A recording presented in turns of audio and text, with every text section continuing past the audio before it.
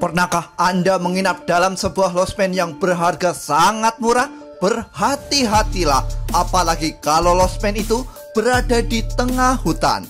Losmen Melati berkisah tentang sebuah losmen di mana apabila ada pengunjung masuk ke dalam sana, maka dipastikan pengunjung itu akan mengalami teror menyeramkan dan tewas sangat mengenaskan.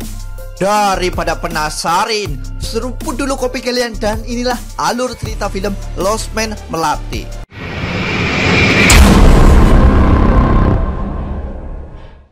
Di awal film kita akan diperlihatkan dengan sosok polisi gendut mengemaskan bernama Musto yang diutus untuk memeriksa sebuah losmen mencurigakan yang bernama Losmen Melati.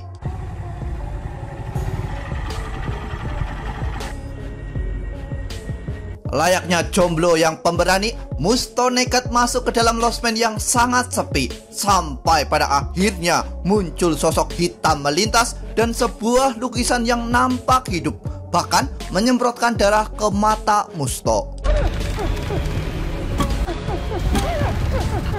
Di tengah rasa perih itu, muncul sosok wanita berbaju hitam lalu membacok Musto dengan kapak maut 212. Maksud saya, kapak maut biasa.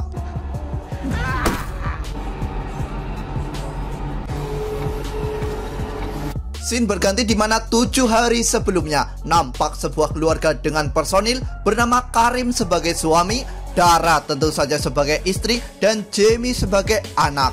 Mereka dalam perjalanan pulang dari makam ibu Dara yang meninggal beberapa hari yang lalu. Merasa rumah mereka masih sangat jauh dan menjelang malam, mereka terpaksa menginap di sebuah losmen Melati. Sesampainya di dalam losmen, mereka disambut resepsionis yang bernama Golok. Terasa aura yang aneh di dalam losmen dan gambar yang sangat menyeramkan yang tidak pantas dipajang. Namun karena sudah sangat lelah, mereka terpaksa memesan satu kamar. Golok mengajak keluarga Karim untuk melakukan tradisi losmen Melati, di mana sebelum mereka memasuki kamar, mereka diharuskan mengobrol dengan pemilik losmen, yaitu Madam Melati. Di sini Jamie mengambil sebuah boneka, di mana menurut Jamie boneka itu bisa berbicara kepadanya, dan faktanya Jamie memiliki indera spesial, yaitu indera ketujuh. Menurut Jamie, boneka ini mirip dengan sosok anak Madam Melati yang tewas dibunuh oleh gerombolan manusia berkarung goni, dan entah apa salahnya anak sekecil itu tewas dibunuh secara sadis. Madam Melati juga melanjutkan topik Jamie, yaitu tentang kematian, di mana faktanya Dara menitipkan sang ibu di panti jompo. Dara mau berkunjung apabila sang ibu telah tiada. Kini sang ibu telah tiada dan Dara hanya bisa menyesal. Kesal dengan Madam Melati, Dara mencoba mengelak dari fakta itu dan mencoba meminum segelas kopi yang telah dihidangkan, lalu bergegas pergi. Ingin melanjutkan hidup sewajarnya. Ya. Kalau begitu kami pamit. Ayo. Dadah. Memasuki lorong losmen, Dara melihat kejadian yang sangat aneh, di mana kepala pria dalam lukisan dipotong secara sadis. Lalu dia dikagetkan oleh sosok Karim. Karim merasa Dara terkena genjutsu atau hipnotis Madam Melati. Malam harinya, Jamie terbangun mendengar suara neneknya. Sadar bahwa neneknya sudah meninggal, Jamie mencoba tetap tenang. Tapi tiba-tiba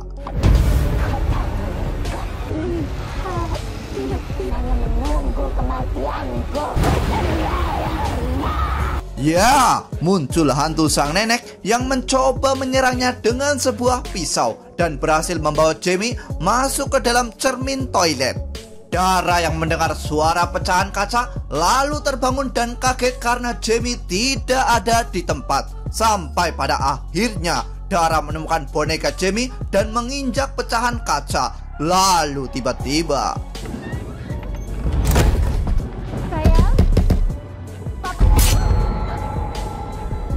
Dari lubang pintu, Dara menyaksikan Jamie di depan sang ayah dengan membawa sebuah pisau. Lalu tiba-tiba Dara melihat penampakan sang ibu dengan wajah menyeramkan.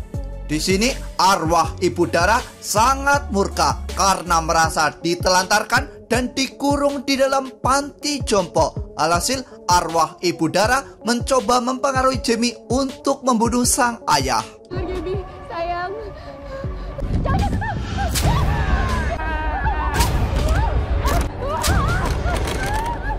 Setelah pintu terbuka, Dara mencoba menghampiri Jamie dan melemparkan pisau tajam dari tangan Jamie. Lalu tiba-tiba arwah ibu Dara muncul kembali. Dara yang murka karena terus disalahkan atas kematian ibunya itu mendadak mendorong arwah ibunya, dan yang terjadi adalah keesokan harinya Madam Melati mengunjungi kamar Dara dan menemukan Karim dalam kondisi tewas ditusuk. Dara tewas terjatuh dan Jamie masih tidak sadarkan diri. Di sini Madam Melati menyuruh Golok mengambil sampel darah Jamie dan berniat menghidupkan anaknya kembali dengan cara Edo Tensei. Tak lama setelah itu, mayat ketiga orang itu dimasukkan ke dalam tungku untuk dikremasi. Kekejaman Melati menurutnya adalah hal yang sangat wajar, di mana Melati merasa lahir dalam kegelapan. Di sebuah kegelapan, dan itu sudah takdir saya. Scene berganti ke masa lalu, di mana seorang wanita diperkosa oleh serdadu Belanda. Dia bernama Sumitra. Dan saat serdadu Belanda tahu bahwa gadis yang bernama Sumitra itu sedang hamil, dia lalu menghilang tanpa ada kabar. Akibat kehamilannya itu, Sumitra dikucilkan dan sulit sekali mendapatkan penghasilan. Alhasil, Sumitra mendatangi seorang dukun untuk mengubah nasibnya. Singkat waktu, ritual dukun dilakukan dengan syarat menumbalkan setiap calon anak yang ada di dalam kandungannya. Dan benar sekali, karena setelah itu kehidupan Sumitra mulai membaik.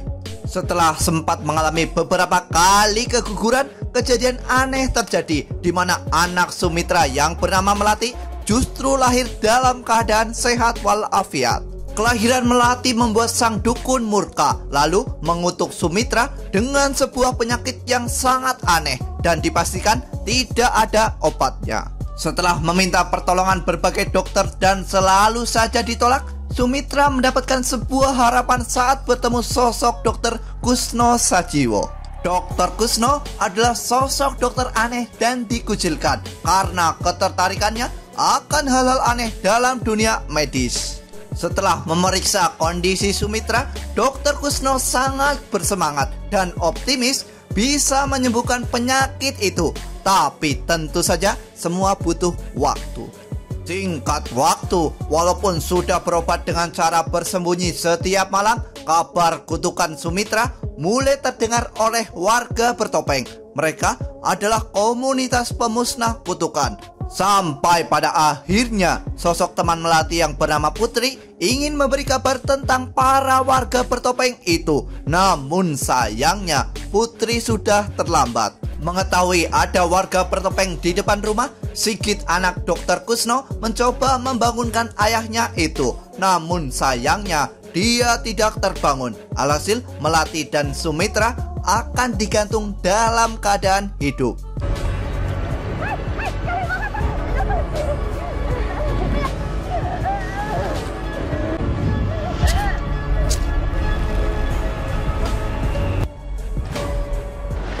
Setelah warga bertopeng pergi, Putri mencoba menurunkan jasad Melati. Dan beruntung sekali karena ternyata Melati masih hidup. Putri yang kasihan akan nasib Melati mencoba mengajaknya pergi. Namun anehnya, Melati memutuskan tetap tinggal di sana bersama jasad sang ibu. Keesokan paginya, Sigit dibuat terkejut manakala menemukan sosok Melati dalam keadaan hidup. Dan Dr. Kusno juga dibuat terkejut akan kematian Sumitra, padahal dia belum disembuhkan. Merasa jasad Sumitra adalah harta karun, Dr. Kusno mencoba menjadikan jasad itu sebagai bahan penelitian. Akan tetapi Saat Kusno akan membedah jasad Sumitra, Melati tiba-tiba muncul dalam keadaan cemberut. Dia anak dari mayat wanita itu. Mungkin dia mengikuti saya sampai ke dalam. Kusno yang merasa Melati akan menjadi penghalang mencoba mengurung Melati. Dan di sini Melati mengingatkan agar Dokter Kusno tidak membedah jasad Sumitra supaya kutukan di tubuhnya tidak bebas ke alam dunia. Sebagai seorang dokter yang hanya percaya kepada logika, tentu saja Kusno tidak percaya kepada Melati. Dan ketika merasa Melati sudah lancang kepadanya, Kusno berniat menamparnya. Lalu tiba-tiba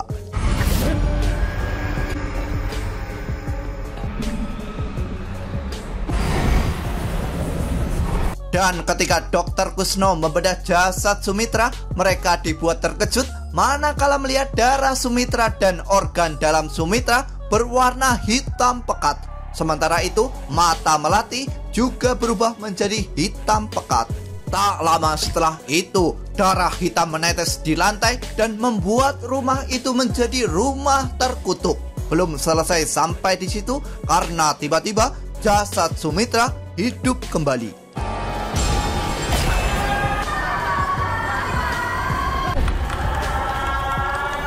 Mengetahui dalam kondisi bahaya, Kusno mencoba kabur dari rumahnya itu. Namun sia-sia saja karena Kusno ditarik oleh arwah Sumitra. Dan setelah kejadian itu, rumah Dokter Kusno berubah menjadi losmen Melati.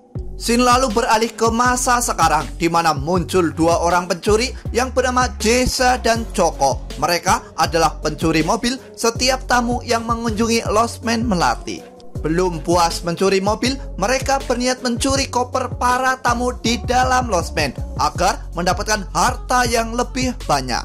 Singkat waktu, malam akhirnya tiba. Kini muncul dua pasangan belum halal yang mengunjungi losmen Melati. Mereka adalah Rizal dan Maya.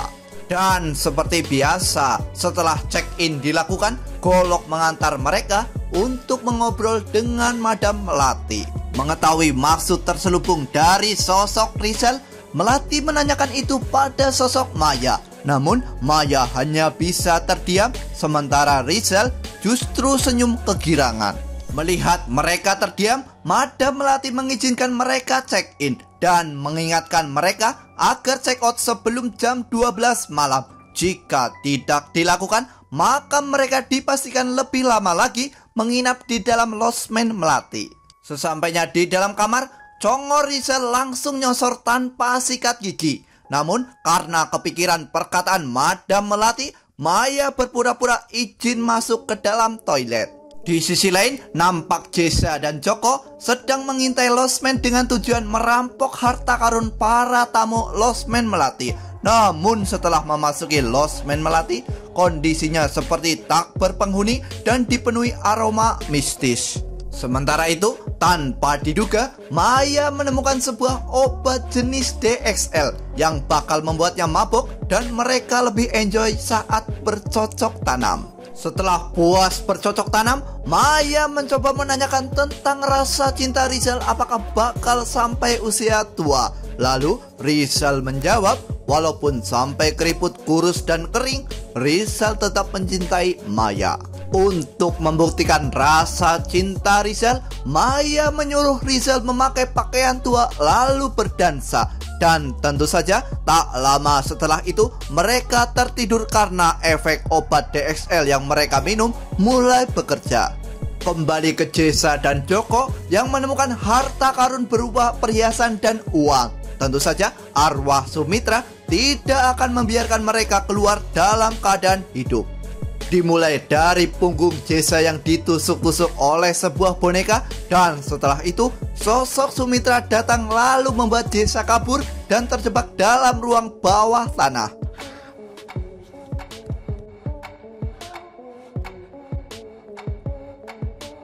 Kembali ke Joko, di mana dia menemukan jasad terbungkus kain kafan. Dan ketika melihat muka pocong itu, Joko dibuat terkejut karena itu adalah wajah dia sendiri.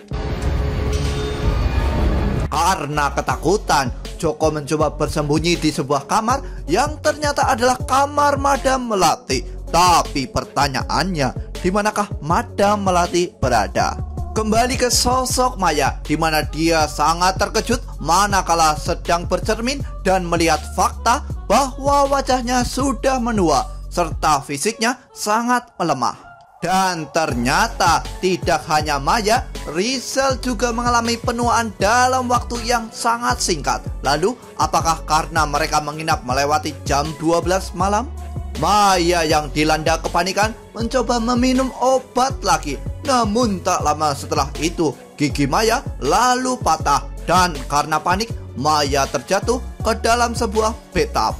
Mendengar jeritan kekasihnya itu, Rizal terbangun dalam kondisi yang sangat lemah. Dan karena saking lemahnya, Rizal lalu terjatuh dari kasur, kemudian tewas seketika.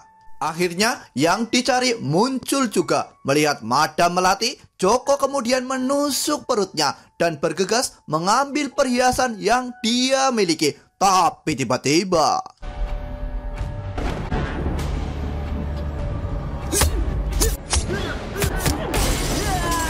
beruntung sekali, setelah ditusuk bertubi-tubi, Joko ternyata masih hidup. Namun Golok yang mengetahui hal itu mencoba menembak Joko. Gokilnya, tembakan itu selalu meleset.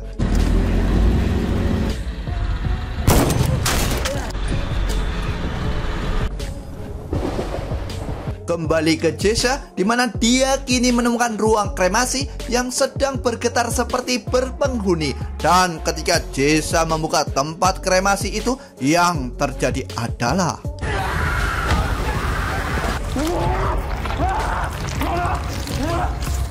ya, muncul sosok menyeramkan yang berwajah mirip sekali dengan sosok Dr. Kusno. Sosok menyeramkan itu mencoba memakan tubuh Jesha. Tak lama setelah itu, Madam Melati muncul dan menemukan jasad Jesha. Dia nampak kebingungan dengan kematian Jesha itu. Lalu dia menemukan fakta bahwa mayat Dr. Kusno tidak ada di tempat. Scene lalu beralih, di mana saat proses kremasi Dr. Kusno dilakukan, dia masih bisa bertahan hidup. Selama ini, dia bertahan dengan memakan tikus-tikus yang melintas di dekat tubuhnya. Dan ternyata kutukan itu kini melahirkan sosok mengerikan bernama Kusno. Dia sudah hidup 1 abad dalam peti kremasi. Dan hobi Kusno sekarang adalah merokok. Baik kapanpun.